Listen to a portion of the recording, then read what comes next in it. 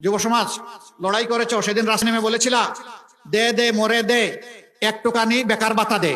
এই স্লোগান কেউ দিয়েছিল যুব সমাজ? নো, যুব সমাজ বলেছিল উই ওয়ান্ট জাস্টিস। আমরা আমাদের অধিকার চাই, কাজের অধিকার চাই, ওই ফালতু কোটা চাই না। তারা কাজ চেয়েছিল, বেকার ভাতা চায়নি। আমরা যুবকদের হাতে আল্লাহর কসম বেকার ভাতা দিতে চাই না, তাদেরকে অপমান করতে চাই না। তাদের হাতগুলোকে মজবুত করে তাদেরকে বাংলাদেশের দায়িত্ব দিতে চাই।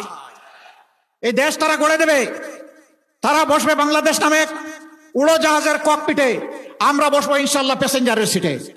আমাদের যুবকরা বাংলাদেশ নামক উড়োজাহাজ দ্রুত গতিতে চালিয়ে সামনের দিকে নিয়ে যাবে, ঊর্ধ্ব গতিতে ইনশাল্লাহ। এ বিশ্বাস আমাদের আছে।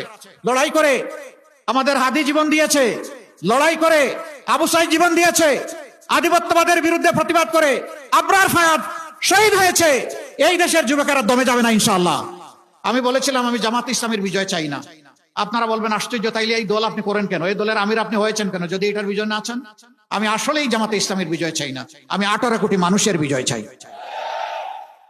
18 কোটি মানুষের বিজয় নিশ্চিত হলে আপনি আমি সবাই আলহামদুলিল্লাহ গর্বিত হয়ে যাব, উপকৃত হয়ে যাব। সেই বাংলাদেশটাই দেখতে চাচ্ছি। যারা বিভিন্ন কথা বলে যাদেরকে বিভক্ত করতে চায় ওদেরকে তাড়িয়ে দেবেন।